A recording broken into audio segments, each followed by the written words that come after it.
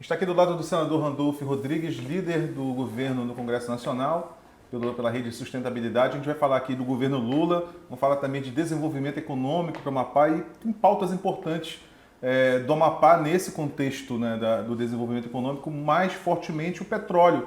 O senhor tem se posicionado muito nos últimos tempos de forma favorável à exploração de petróleo aqui no Amapá. O senhor tem acompanhado passo a passo, né, esse processo de chegada da Petrobras e de licenciamento. Qual é a expectativa do senhor para esse processo de licenciamento da Petrobras? Bom, Sérgio, primeiro, satisfação mais uma vez estar aqui contigo. Olha, primeiro eu acho que é necessário esclarecermos ao máximo as dúvidas que tem sobre esse tema. Não se trata primeiro de já começar amanhã a exploração de petróleo. Se trata de nós amapaenses, da sociedade amapaense, do estado do Amapá, ter a resposta a uma pergunta. Na nossa costa, há ou não há petróleo? Tendo a resposta a essa pergunta, aí tem uma segunda parte dessa pergunta, que a capacidade, inclusive, da resposta à segunda parte não pertence ao Estado, pertence ao governo brasileiro, pertence à União, né? Já que o monopólio da exploração é algo que pertence à União. Tendo petróleo, vamos explorá-lo, né? Eu defendo que a gente primeiro tenha essa resposta. E tendo a resposta favorável à existência de petróleo na nossa costa, a gente também responda favoravelmente. Se por acaso a União, o governo brasileiro, acha que não, queremos já antecipar a mudança, a transição energética para outras matrizes, tudo bem. Só que a União, o Estado brasileiro, tem que compensar o Amapá pelo que não vai ser gerado em decorrência disso. Né? Porque, veja, embora a transição energética já seja um processo que esteja em curso, a transição para formas de energia limpa, energia solar, energia eólica e outras tantas, a economia do petróleo ainda vai gerar muita riqueza e vai desenvolver muitas cadeias produtivas, pelo menos até o final desse século. Sabe? Os carros elétricos chegaram com tudo aí, né? Estamos em um momento de transição mesmo. Né? Mas estamos em um momento de transição, mas a cadeia produtiva do petróleo ainda tem pelo menos 50, 60 anos. Eu tenho participado das conferências do clima. O que se conversa nas conferências, nenhuma nação no mundo já disse, olha, vamos abrir mão da economia do petróleo do dia para a noite. Vamos renunciar à economia do petróleo. Mesmo porque há uma cadeia produtiva derivada dessa economia, derivado dessa fonte energética que vem desde a Revolução Industrial. Não é somente os transportes, não é somente os transportes em cadeias, o transporte fluvial, marítimo, aéreo, rodoviário. É tudo que é derivado disso, né? O plástico que é para a produção desse microfone que está aqui, às vezes é até na roupa que a gente usa. Então é uma cadeia produtiva larguíssima que, para fazer a transição para novas fontes energéticas, nós teremos pelo menos uns 40, 50 anos. E se isso existe aqui na nossa costa, pode gerar riqueza que pode resolver problemas geracionais do Amapá. Eu falava para você, Séries, aqui antes de nós começarmos, você perguntava, o que isso impactará, por exemplo, no Oiapoque? Eu não tenho dúvida que, descoberto, encontrado, iniciando a exploração, Oiapoque passará, mutatis mutandis, pela mesma transformação que Macapá passou quando, nos anos 1940, foi designada para ser a capital do então território federal do Amapá, que estava nascendo e que neste ano completa 80 anos. Naquela época, aí me permite o toque de historiador, né? Naquela época, a margem esquerda do Amazonas, que o presidente Getúlio Vargas resolveu criar e denominar como território federal, a principal cidade que tinha era a cidade de Amapá, que tinha 20 mil habitantes, tinha uma base aérea norte-americana e era uma cidade mais urbanizada. Macapá era um lugarejo, era um descampado com não mais de 5 mil almas. Era Macapá, então, assim, a rua da praia, né? E algumas casinhas localizadas no entorno da antiga igreja de São José. Foi criado território federal, foi transferida a capital da cidade de Amapá para Macapá em 10 anos. Macapá se transformou cidade joia da Amazônia e hoje é díspare o tamanho de Macapá e a concentração, inclusive demográfica, entre Macapá e Santana para o restante do estado. Eu tenho certeza que se na costa amapaense, ali próximo do Oiapoque, tiver confirmada a existência de petróleo, a cidade do Oiapoque terá o mesmo processo de transformação que Macapá teve nos anos 1940. Bom, a gente não entende de petróleo, né, aqui, mas pela lógica deve ter, porque é a mesma placa tectônica, a mesma formação geológica também. É a mesma formação geológica. Tem na Guiana, então se na Guiana tem petróleo, aqui também deve ter, porque a gente está na Veja, mesma placa. foi encontrado na Colômbia, Venezuela, nem se fala que é desde o século passado, desde o começo do século passado. Venezuela, Colômbia, República da Guiana, Suriname e Guiana Francesa. Me parece que resíduo fóssil, placa fóssil, não tem limite geográfico, né? Então, se tem, nós estamos, onde está localizado esse poço, esse é o segundo dado importante ser dado, né? As pessoas estão desinformando sobre isso, tem muito fake news sendo soltado sobre isso, né? Estão dizendo, não, é na foz do Amazonas. Amigo, é a 580 quilômetros, salvo melhor juízo, da foz do Amazonas. Essa é a diferença desse projeto da Petrobras. Do projeto da Total. É a localização da perfuração. Exato. A primeira, o da Total, era na foz realmente do Rio Amazonas, aí teve toda aquela polêmica sobre os corais. Exato. E tudo mais e tal. E agora, esse, na verdade, é no Oceano Atlântico. 580 quilômetros da foz, 170 quilômetros da costa amapaense, 2.000 metros de água profunda, já pesquisado pela Petrobras, que no fundo só tem lama oceânica. É essa a constatação. E a pouco menos de 100 quilômetros da fronteira com a Guiana Francesa. É isso. Então, assim... Uma hora de helicóptero Uma hora de helicóptero, de Oiapoque até lá. Então, ou seja, não tem... Quem está falando é Foz do Amazonas, é a mesma coisa do Projeto Total. Está desinformando. Está espalhando fake news, né? Então, não é isso. E existem corais. A Petrobras já checou que existe lama oceânica no fundo.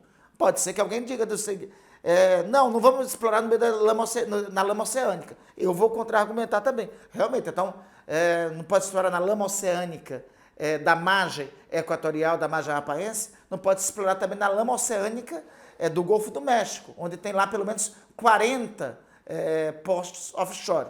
A outra argumentação pode dizer, não, a gente não quer mais a economia do petróleo. Aí é um outro nível de discussão. E se essa decisão é tomada pelo Estado brasileiro, nós não queremos mais a economia do petróleo, perfeito. Então tem que compensar o Amapá pelo que ele vai perder, né? Tem que ter um grau de investimentos no Amapá que corresponda a quintuplicar a receita que nós teríamos em derivação do petróleo. Outro, eu já vi inclusive colegas argumentar o seguinte, não, mas tem que ver as consequências disso. Ótimo, mas para nós, assim, geração de riqueza, toda geração de riqueza da história humana teve consequências. As consequências podem enriquecer nações ou podem enriquecer alguns. Nós tivemos uma péssima experiência na economia do petróleo, por exemplo, no Rio de Janeiro. Vamos debater isso aí, mas é uma outra fase. Nessa primeira fase, o que a gente está aqui pedindo, pelo amor de Deus, IBAMA, autoriza a nós amapaenses saber se tem ou não petróleo. É só isso, IBAMA, que a gente está querendo saber, né? É só isso no Ministério. Autorizar a abertura do poço de prospecção, de exploração.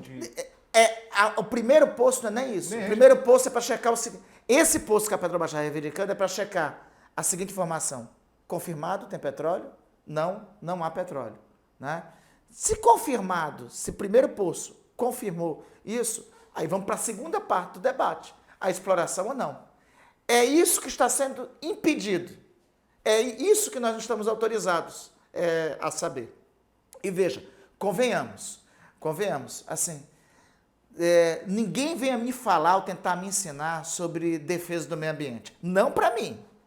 Não depois de tudo que fiz nesses 10 anos no Senado em relação à questão ambiental. Não depois de ter lutado como lutei na defesa das terras oiampis quando queriam fazer, do povo oiampi, quando queriam fazer mineração. Então, ninguém tem mais autoridade para falar neste Amapá de defesa da agenda ambiental do que eu. O senhor está convencido particularmente da segurança desse projeto da Petrobras, não apenas da segurança, mas da viabilidade. Eu estou convencido das providências da Petrobras, eu tenho profunda confiança. E aquele brasileiro que não tem confiança na sua empresa de petróleo, então tem que definir os seus conceitos enquanto brasileiro. Então, eu tenho confiança na tecnologia da Petrobras, eu tenho confiança na forma como estão tratando isso. Não se trata de uma empresa estrangeira, se trata de uma empresa nacional, uma das maiores empresas, não só de petróleo. A Petrobras está passando por uma fase de transição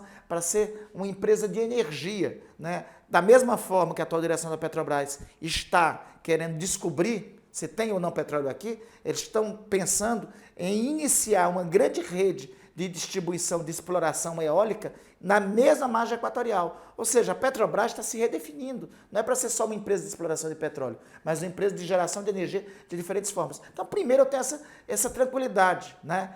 É uma atividade de risco, como toda atividade humana é uma atividade de risco, com todos os riscos das atividades humanas.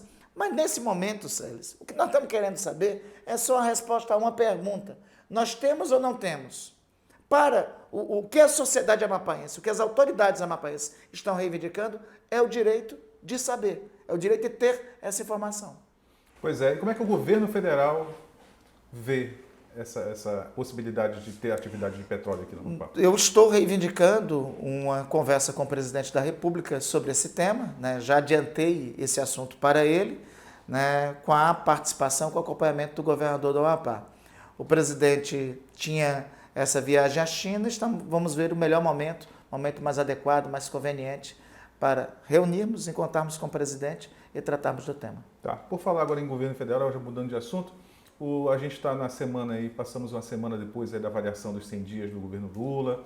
O senhor particularmente fez uma avaliação tópico a tópico, foi feita durante a semana, né, principalmente dessa retomada, dessa pegada mais social, né, de apagar o incêndio da fome, né? E isso foi feito, né, digamos assim, com a retomada do Bolsa Família. Agora falta ainda regulamentar direitinho o novo Bolsa Família. Mas, enfim, qual é a avaliação? Se eu poderia resumir assim, de forma conceitual, qual é a cara desse terceiro mandato do Lula? Você tocou bem. Do ponto de vista da restauração do nosso tecido social, da proteção social que o Estado brasileiro tem que destacar, nós poderíamos citar os 18 milhões de famílias que vão ser beneficiadas por um programa social consistente, que é o novo Bolsa Família. Podemos falar dos 2 milhões de brasileiros que vão ser atendidos pela restauração do Minha Casa Minha Vida, 2 milhões de brasileiros, não, 2 milhões de famílias brasileiras que vão ser atendidas. Podemos falar de 15 mil médicos que vão ser contratados para as regiões mais distantes que estavam sem cobertura médica, com o retorno de um programa de médicos à distância, com o retorno de um programa dessa natureza. Então, tem uma infinidade de restauração de tecido social, o que estamos fazendo na cultura, tem pelo menos 2 bilhões da Lei Paulo Gustavo e da Lei Aldir Blanc, que vão mobilizar a cultura brasileira. Mas sabe desses 100 dias, eu sempre destaco, o mais importante foi a restauração do Pacto Civilizatório. Sabe o que eu estou falando, o que é restauração do Pacto Civilizatório, Salles? É o seguinte, o presidente da República vê as pessoas perdendo as suas casas em decorrente de uma enchente e pegar o avião e ir lá naquele lugar. E chegar lá naquele lugar, o governador do estado é um adversário político do presidente da República. Mas o presidente da República não titubear em trabalhar junto com o governador do estado em relação a isso. Eu sei que isso pode parecer simples, mas foi isso que nós sentimos ausentes. O presidente da República é um magistrado que não pode dar prioridade às picuinhas e os problemas. O presidente da República é aquele caba que está tendo um enchente lá no Maranhão, como teve agora recentemente, no domingo de Páscoa. Ele saiu do conforto que estava lá em Brasília, pegou o avião, foi lá em Bacabal, no interior do Maranhão. Mais que isso, 8 dias, na mesma semana que ele tomou posse, teve uma tentativa de golpe de Estado, que foi 8 de janeiro, tivemos que rebelar uma tentativa de golpe de Estado. Nós tivemos que celebrar o retorno da vacinação. Gente, isso até deveria ser obrigação, mas não. Nós temos que celebrar o retorno da vacinação, porque nós tivemos isso, que sempre foi um orgulho de nós brasileiros, destruído no último período. Então, tem muita coisa a ser destacada. Mas restaurar o Pacto Civilizatório, o presidente da República voltar a ter relação com todas as lideranças políticas, independente das posições políticas que tem, a democracia brasileira ter sido defendida e, sobretudo, a gente voltar a ver o Brasil sendo prestigiado internacionalmente, né? Nós vivemos uma condição de pária. Agora, olha o orgulho que dá. O presidente essa semana foi na China, foi recebido lá o som de Novo Tempo, né? Tocado pela banda de música do Exército do Povo chinês. Pois é, e assim, aproveitando essa nova fase, essa nova pegada, esse entusiasmo todo, o Amapá tem um protagonismo político atualmente em Brasília forte, né, com o senhor na liderança do governo, tem o Davi também, tem a atuação do Lucas também, está numa oposição, mas também está num grupo político também forte. O amapaense está com aquele grito da BR-156 entalado há muito tempo. Qual é a garantia que tem que nesse terceiro mandato do Lula a gente vai conseguir ver essa BR asfaltada? Bom, primeiro é o seguinte, tem a garantia de que nos governos anteriores do Lula foi quando a BR mais avançou na sua pavimentação, né? Para você ter ideia, nos 4 anos passados foram pavimentados 10 quilômetros da BR-156. Nos governos Lula e Dilma foram pavimentados mais de 150 quilômetros da BR. Isso per si já era uma garantia, mas eu vou dar uma outra garantia maior que essa. Nós temos alocado 100 milhões de reais e eu posso assegurar para vocês.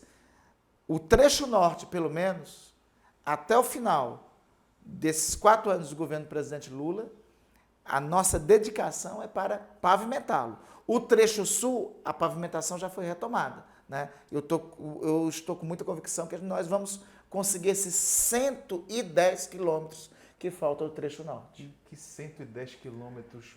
Puxado. Rapaz, eu ia falar 110 quilômetros malditos, porque... 110 quilômetros... 110 quilômetros normalmente você faz em 1 hora, né? Mas ali você faz em 3 horas e meia, 4 horas. Não, eu já fiz. 110 quilômetros que tem um sentimento para quem usa a BR-156 de que são 1.000, né? São 110 quilômetros que tem um sentimento que são 1.000. Tem chega inteiro no final do percurso. Não, carro nenhum, nem pessoa nenhuma chega inteiro. Nem a máquina, nem o homem que está no carro. Exatamente. Tem grana, tem grana para isso esse tem. ano? 2023, não, esse ano né? nós já vamos retomar isso.